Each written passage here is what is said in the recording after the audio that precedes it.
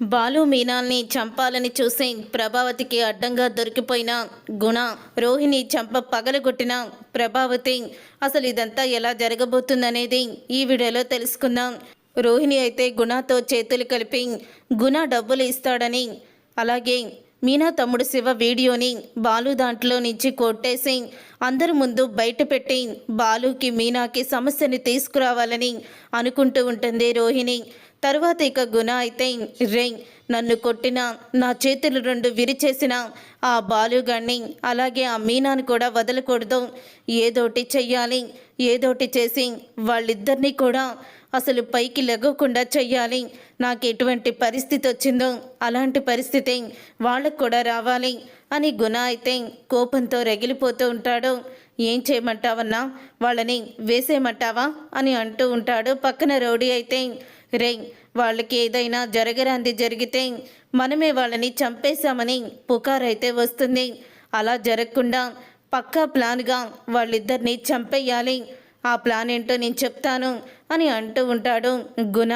ఇంతలో ఇక రోహిణి అయితే ఎలాగైనా సరే ఫోన్ తీసుకోవాలని బాలుది చాలా ట్రై చేస్తుంది. అప్పుడు ఇక బాలు అయితే తన ఫోన్ని ఛార్జింగ్ పెట్టడానికి టేబుల్ మీద పెడతాడు. అప్పుడు ఇక రోహిణి అయితే ఎలాగైనా సరే ఆ ఫోన్ తీసుకోవాలని తను చాలా ప్రయత్నిస్తుంది. ఇంతలో ఇక ప్రభావతి అయితే వస్తుంది. ఏం చేస్తున్నావు రోహిణి అని అంటూ ఉంటే, ఏం లేదత్తయ్య, ఏం లేదు, ఇక్కడ నేను ఒక బుక్ పెట్టాను, అది కనిపించడం లేదని చూస్తున్నాను అని అంటూ ఉంటుంది రోహిణి.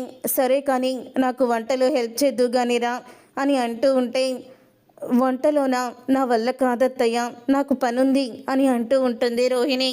ఒక 2 రోజులు మనమే చేసుకుంటే ఆ తర్వాత మీనాకి తగ్గిపోతే చేస్తుంది, మీనాకి తలకి దెబ్బ తగ్గకుండా మన పనులు చేయిస్తే వాడి పెళ్ళాన్ని ఏదో మనం కష్టపెట్టేస్తున్నట్టు, ఆయన కోడల్ని ఏదో మనం హింసిస్తున్నట్టు ఆ బాలుగాడు మీ మావి గారు అనుకుంటారు, అందుకేనమ్మా అని అంటూ ఇంకా వంటగదిలోకి తీసుకువెళ్ళిపోతుంది రోహిణిని.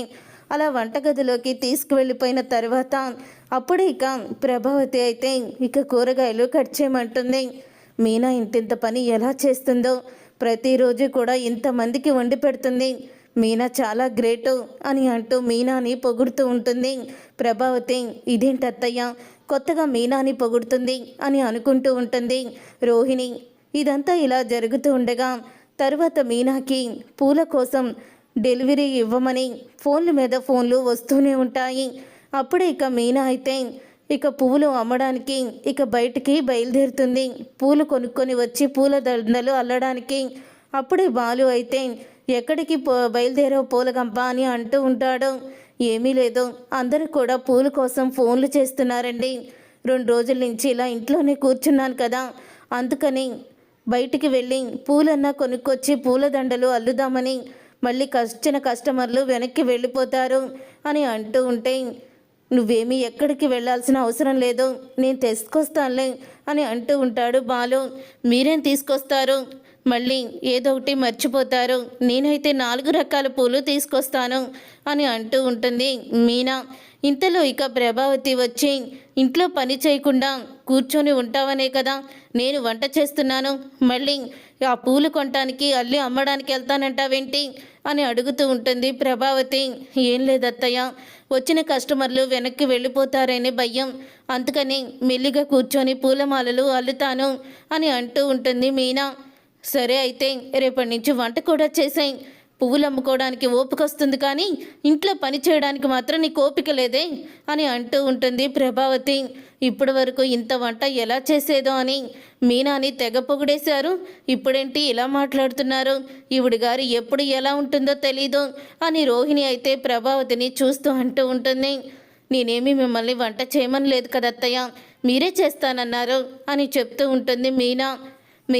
ఆవిడ గోల ఎప్పుడు ఉండేదే కానీ మనం ఇద్దరం వెళ్దాం పదా అని అంటూ ఉంటే, వెళ్ళండి, వెళ్ళేటప్పుడు ఏ బ్రేకప్ ఫెయిల్ అయిపోతే అప్పుడు తెలుస్తుంది అని ప్రభావతి అంటుంది.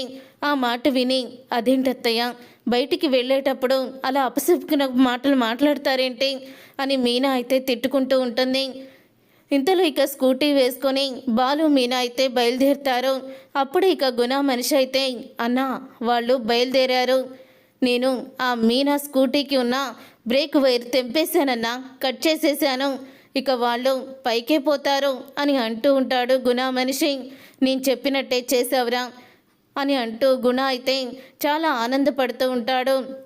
ఇంతలో ఇక బాలు మీనా అలా బైక్ మీద వెళ్తూ ఉండగా బ్రేక్ అయితే పనిచేయదు. ఇక బ్రేక్ పనిచేయకపోవడంతో బాలు మీనా ఇద్దరు బైక్ మీద నుంచి ఒక్కసారే దూకేస్తారు.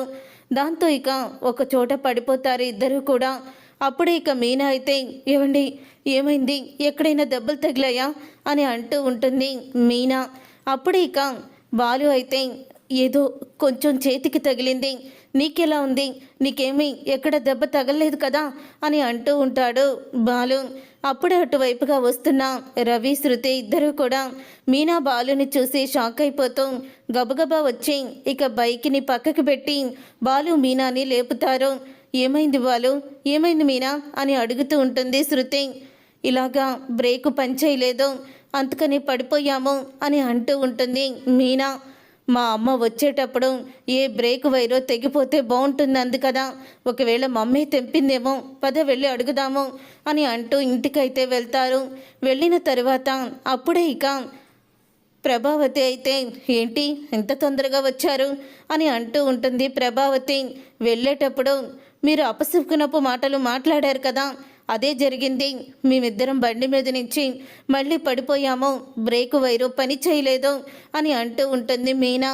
ఆయన చేతికి ఎలాగా దొక్కిపోయిందో చూడండి. ఎప్పుడు కూడా బయటికి వెళ్ళేటప్పుడు మీ ఇష్టం వచ్చినట్లు మాట్లాడకండి. మా మీద మీరు కోడలు కొడుకని ప్రేమ అని చూపించకపోయినా పర్వాలేదు అని అంటూ ఉంటుంది మీనా. నాకు తెలిసి ఈవిడే బ్రేక్ వైరు కట్ చేసి ఉంటుంది అని అంటూ ఉంటాడు బాలు. అయితే రే ఏదో నోటుకొచ్చింది అనేశాను అంతే తప్ప నేనెందుకురా మిమ్మల్ని చంపాలనుకుంటున్నాను, అంత క్రూరాలాగా కనిపిస్తున్నానా, దుర్మార్గురాలాగా కనిపిస్తున్నానా అని ప్రభావతి అడుగుతూ ఉంటుంది.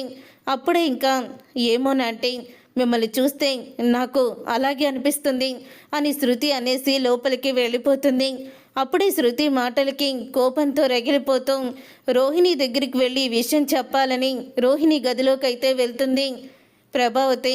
రోహిణి అయితే ఇక వాష్రూమ్లో అయితే ఉంటుంది. రోహిణి వాష్రూమ్లో ఉండడంతో అప్పుడే ఇంకా ఫోన్ అయితే రింగ్ అవుతూ ఉంటుంది రోహిణిది. సైలెంట్లో ఉండడం వల్ల వాష్రూమ్లో ఉన్న రోహిణికి కూడా వినపడదు. కానీ అక్కడికి వచ్చిన ప్రభావతికి వైబ్రేషన్ రావడం చూసి ఇదేంటి ఫోన్ వస్తుందని ఫోను ఎత్తి ఇక లిఫ్ట్ చేస్తుంది. ఆ పావతల పక్క నుంచి ఇక గుణ అయితే బాలు మీనా బండి మీద నుంచి పడిపోయి గాయాలతో వచ్చుంటారు కదా, వాళ్ళిద్దరికీ బ్రేక్ వైర్ కట్ చేసి నేనే చంపాలని చూశాను. గుణతోనే పెట్టుకుంటారా, నువ్వు కూడా వాళ్ళ గుట్టు బయట పెట్టాలి, వాళ్ళని నువ్వు కూడా నాశనం చేయాలి. నీకిచ్చిన నేను మొత్తం డబ్బంతా కూడా 7 లక్షలు అప్పు కూడా నువ్వు నా దగ్గర అప్పు తీసుకున్న 7 లక్షలు అన్నీ కూడా నేను కొట్టేస్తాను. నువ్వు నాకు వడ్డీ కూడా కట్టాల్సిన అవసరం లేదు రోహిణి. అలాగే నువ్వు వేసేమన్నా ఆ దినేష్ గురించి కూడా నేను ఆలోచిస్తాను. ఆ దినేష్కి నీకు ఎటువంటి సంబంధం ఉందో తెలియదు, కానీ ఆ దినేష్ గాడు నిన్ను బ్లాక్మెయిల్ చేసి డబ్బులు అడుగుతున్నాడు కదా, వాడి సంగతి కూడా తెలుస్తాను అని అంటూ ఉంటాడు గుణ. ఆ మాట విని షాక్ అయిపోతూ అసలు రౌడీ గుణతో దీనికేం పని, వాడి దగ్గర అన్ని లక్షలు అప్పు చేయాల్సిన అవసరం రోహిణికి ఏమొచ్చింది, మీనా బాలుని చంపడానికి వాడితో చేతులు కలిపిందాం అని షాక్ అయిపోతూ ఉంటుంది. ఇప్పుడు నేను ఈ విషయం గురించి అడిగితే ఏదో రకంగా తప్పించుకుంటుంది, కానీ రోహిణిని నేను ఒక కంట కనిపెడుతూ ఉండాలి, తప్పదు అని అనుకుంటూ ఉంటుంది ప్రభావతి. చూసారుగా ఫ్రెండ్స్, రాబోయే కథలో ఖచ్చితంగా ఇలాగే జరగబోతుంది. మరి ఇలాగే జరగాలని మీరైతే కోరుకుంటున్నారా? అయితే వీడియోని తప్పకుండా లైక్ చేసి ఛానల్ని సబ్స్క్రైబ్ చేసుకొని పక్కనే ఉన్న గంట సింబలపై ఆల్ని క్లిక్ చేయండి. అప్పుడే మేము పెట్టే ప్రతి వీడియో మీరు మిస్ కాకుండా చూసేవచ్చు.